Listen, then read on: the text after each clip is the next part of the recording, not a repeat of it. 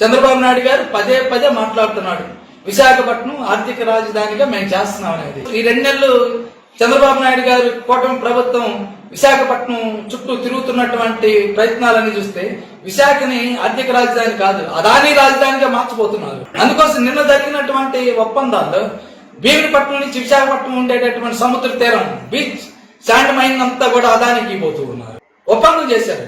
అలాగే రుషికొండ ప్యాలెస్ ఉంది, జగన్మోహన్ రెడ్డి గారు నిర్మాణం చేశారు. ఆ ప్యాలెస్ మీద 3 ఏళ్లు చంద్రబాబు నాయుడు గారు, పవన్ కళ్యాణ్ గారు వాళ్ళ పార్టీ తరఫున రాష్ట్రంలో అందరూ కూడా విమర్శలు చేశారు, అది తప్పని. ఇప్పుడు ఆ ప్యాలెస్ ఏమైనా అదానికి ఇవ్వబోతున్నారా? అటువంటి చర్చలు ఏమైనా జరిగినాయా? ఆర్టిఫిషియల్ ఇంటెలిజెన్స్ మూవీ కల్చరల్ ఈ పేరు మీద ఆ యొక్క ప్యాలెస్ ఏమైనా వాళ్ళకి ఇవ్వబోతున్నట్లు అనుమానాలు మాకు కలుగుతూ ఉన్నాయి. అంటే జగన్మోహన్ రెడ్డి చేసిన తప్పుని మీరు ఇంకో రూపంలో అదానికి కట్టబెడతారా రుషికొండ అనేటువంటి మేము అడుగుతూ ఉన్నాం. రుషికొండ చుట్టూ ఉండేటటువంటి భూములన్నీ కూడా అదాని పరం చేసేస్తున్నారు, మొత్తం హోల్సేల్.